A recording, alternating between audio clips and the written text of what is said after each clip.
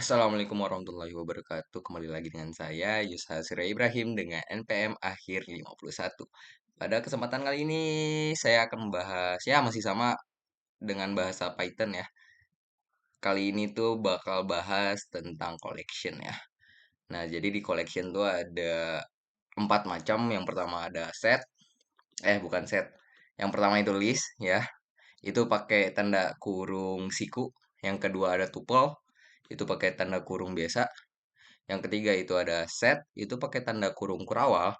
Dan yang keempat itu pakai apa? Dictionary, itu pakai tanda kurung kurawal juga.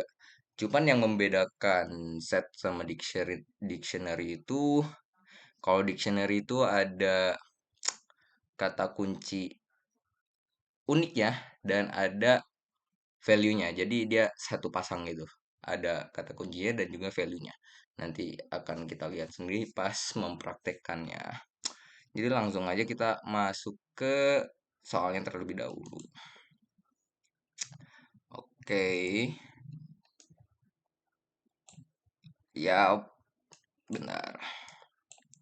Jadi yang pertama itu adalah buatlah program Python yang membuat list berisi 5 jenis buah favorit kamu. Lakukan pengurutan list tersebut dari A ke Z, jadi kita disuruh sort ya. Terus tampilkan list yang sudah diurutkan. Oke, boleh. Jadi ini sebenarnya gampang banget ya, gampang banget ya betul. Jadi di sini kita udah bikin variabelnya itu namanya f underscore buah. Kita isi 5 macam buahnya itu ada cempedak, terus naga, buah naga ya. Terus ada pisang, durian, dan anggur. Itu udah 5 buah macam. Cuman di sini tuh belum berurutan ya, masih yang pertama itu dari huruf C, 2 N, terus P, durian, itu dari D, dan yang terakhir anggur. Nah, belum berurutan. Jadi kita mau bikin dia berurutan, kita pakai function sort ya. Lalu biar tampilannya itu muncul satu-satu, kita pakai loop yang dimana di sini for x in f buah. Jadi x itu adalah value yang ada di dalam list ini ya. Terus kita suruh print karena ini udah di sort, jadi harusnya berurutan. Kita coba aja tes. Oke, ini berurutan ya. Ada anggur, cempedak, durian, A, B, C, D, E, F, G, H, J, K, L, M, N, O, P, ya gitu. Cuman kalau misal mau kita sort dari Z ke A ya, kita bisa pakai dalamnya itu kita isi reverse sama dengan true. Itu nanti bakalan berlawanannya. Coba aja. Wow. Oh, reverse-nya nggak pakai D, sorry ya. Harusnya udah bener. Ya, betul. Udah menjadi kebalikannya pisang, naga, durian, cipedak, dan anggur ya, begitulah. Sekarang kita lanjut ke soal kedua. Buatlah sebuah tuple yang berisi 3 warna pilihan kamu dan simpan dalam sebuah variabel. Tuliskan kode untuk mengakses dan mencetak warna kedua dari tuple tersebut. Warna kedua. Kita langsung ke sini. Ini masih gampang ya, cuman lihat aja tiga baris. Jadi tadi disuruh bikin sebuah variabel ya, variabel warna. Di sini tuh warna, dan karena disuruh tuple jadi kita pakai tanda kurung biasa, dan disuruh isinya itu ada 3 warna. Di sini aku pilih warna hitam, putih, dan kuning. Lalu karena disuruh print keluarin outputnya itu warna kedua, yaitu warna putih. Jadi di sini kita tulis print warna tanda kurung siku ya, angka 1. Kenapa 1? Karena kalau di collection itu yang pertama ini hitam ini itu dia nilai, bukan nilai, urutannya itu nol. Jadi mulainya harus dari nol. Jadi setelah nol kan di sini satu, putih itu kan di urutan satu, dan kuning itu kedua, begitu ya. Ini kita coba run aja, dan ya yang keluar warna putih sesuai sama apa yang diminta. Lanjut aja kita ke soal yang ketiga. Buatlah program yang mencetak hasil gabungan union dan irisan intersection dari kedua set tersebut. Ini udah ada setnya 1, 2, 3, 4, 5, set keduanya 4, 5, 6, 5, 8. Kita tinggal masukin. Ya, ini variabel pertama, set 1 isinya begini. Karena tadi disuruh bikin set, jadi kita pakai tanda kurung kerawal ya di sini. Terus lanjut, ini set yang kedua isinya kayak yang diminta tadi 4, 5, 6, 7, 8. Lalu karena disuruh ngeluarin gabungan ya, gabungan gabungan dari set satu dan set 2, dan di Python itu udah sediain fungsi ini sendiri apa? Gabungan itu yaitu union ya, bahasa Inggris. Jadi kita tinggal tulis aja set satu titik union dan kita masukin set 2. Ini akan munculkan hasilnya. Dan kalau untuk irisan ya seperti tadi ini kita pakai intersection sama aja. Cuman kalau misalnya di sini kita gak mau panjang banget ya, kita bisa aja ngedeclare itu jadi misal kalau x ya, kita x jadi set satu titik union set 2. Jadi biar kalau gak mau panjang ya kita bisa declare kayak gini aja sih.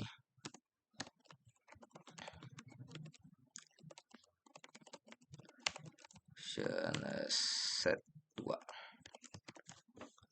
Coba ya kita ganti isinya. Dipakai bentar kita tes dulu. Sebelum kita ubah kita tes dulu bisa nggak? Nah ini udah sesuai ya, union gabungan dan itu intersection. Cuman kalau kita pakai yang lain, apakah masih sama? Kita coba x, terus di sini y. Karena kita udah declare ya. Yap masih sama. Cuman ada cara lainnya lagi. Itu kita kalau gabungan itu ya, ada cara lainnya itu adalah set 1. Dia pakai ini, simbol ini ya, set 2. Dan kalau buat intersection itu ya kita pakai set 1 dan pakai dan ya. Intersection kita pakai dan. Kita coba tes aja langsung. Ya masih sama dan sesuai. Jadi itu ya emang inilah kelebihan dari bukan kelebihan dari Python ya. Sebenarnya ya intinya tuh banyak jalan menuju Roma gitu. Begitulah ya. Jadi gak cuma satu aja, banyak caranya. Oke, begitu untuk soal yang ketiga. Kita lanjut ke soal keempat. Buatlah sebuah dictionary yang menyimpan informasi mahasiswa. Dictionary harus memiliki kunci nama. Nah, ini yang tadi membedakan antara set dengan dictionary. Jadi, kalau dictionary ini tuh dia ada kuncinya dan ada value-nya. 3 hobi. Nah, begitu. Ini ada contohnya.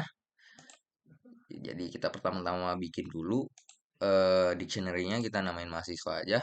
Terus isi dari ini adalah pertama itu ada kunci nama.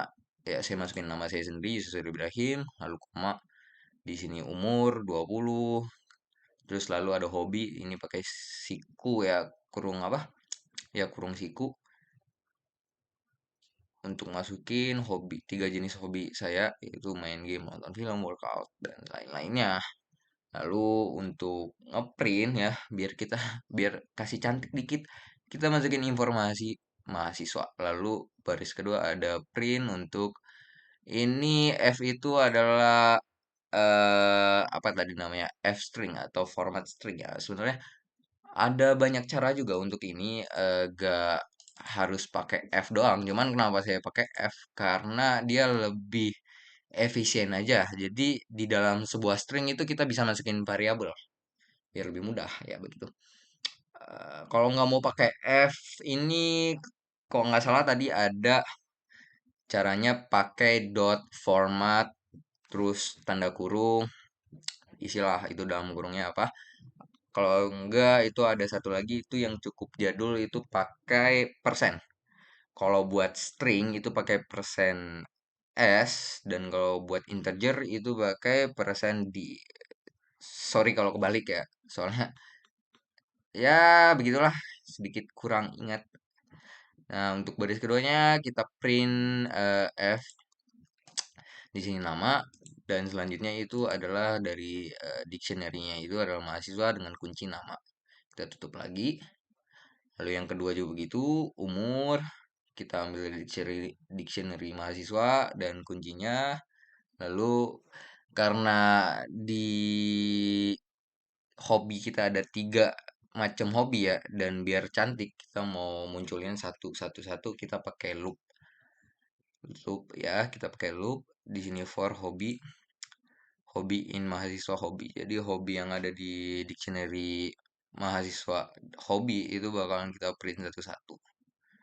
Jadi ya bakal muncul satu, satu, satu, satu begitu. Kita coba aja eksekusi langsung ya. Dan voila, muncullah. Ini nama Isa Surya Ibrahim, umur 20, hobi, segala macam.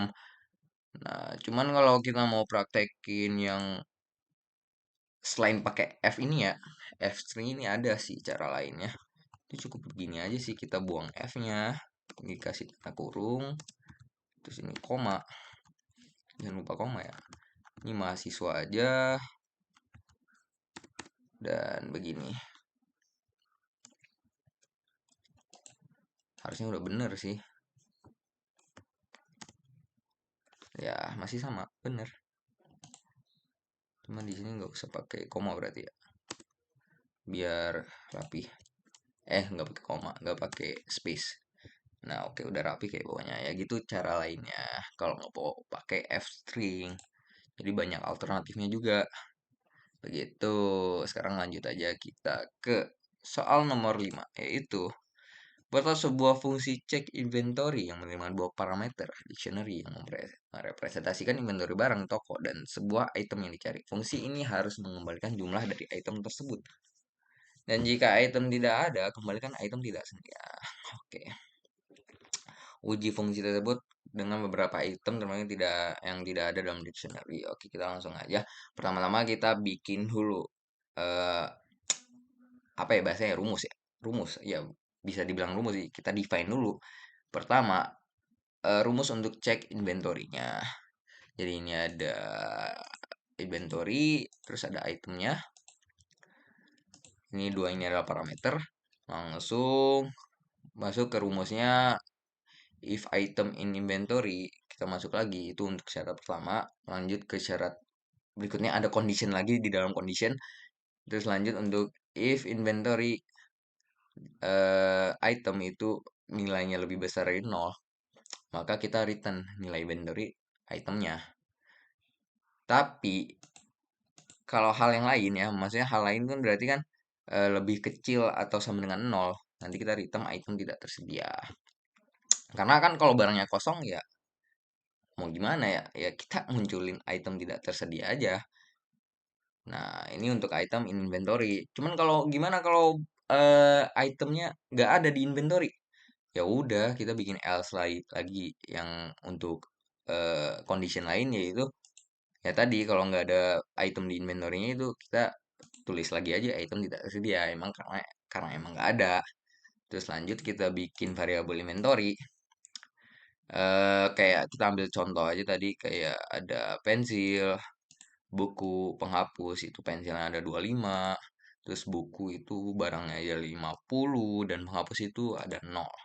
Terus kita bikin juga variabel kedua, itu item to check. Ini adalah variabel untuk cek. Jadi ya untuk inilah untuk kita pakai di rumus cek inventory tadi.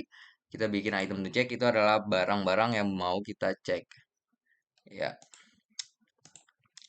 item to check itu kita masukin yang pertama yang jelas pensil karena di sini ada pensil, terus kedua ada buku, kita masukin penghapus, dan tadi karena diminta satu barang yang nggak ada di dictionary-nya, ya udah kita masukin juga pulpen biar ngeliat hasilnya di akhir gimana. Terus karena biar rapi ya seperti biasa kita pakai loop kayak for item in item to check. Jadi item in item to check. Jadi ini kita pakai variabel yang ini, dan itemnya bakalan satu-satu. Pertama pensil, kedua buku, penghapus, pulpen, segala macam. Lalu kita define bukan define sih, kita bikin variabel lain untuk rumus cek inventory lagi tadi biar gak kepanjangan aja sih nulisnya.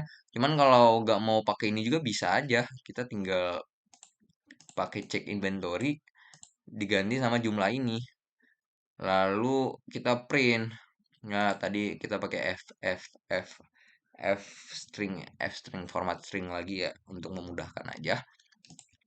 kita print itemnya, item yang di sini yaitu pertama pensil, lalu kita pakai rumus jumlah tadi, cek inventory, rumusnya begini tadi, cek inventory rumusnya di atas.